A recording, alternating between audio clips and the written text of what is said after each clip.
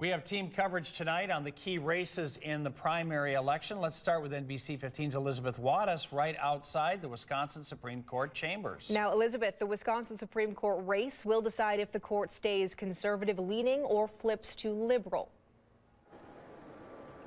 Yeah, John Maria, the race, too, of course, comes in a time when the issue of abortion is top of mind for many voters here in Wisconsin. This, of course, because federally Roe versus Wade was reversed. Now, to those candidates, 4 candidates vying for 2 positions, 2 liberals, 2 conservatives, with Dane County Judge Everett Mitchell and Milwaukee County Judge Janet Protasiewicz leaning left, the 2 right-leaning, Waukesha County Judge Jennifer Dorow and former Supreme Court Justice Dan Kelly.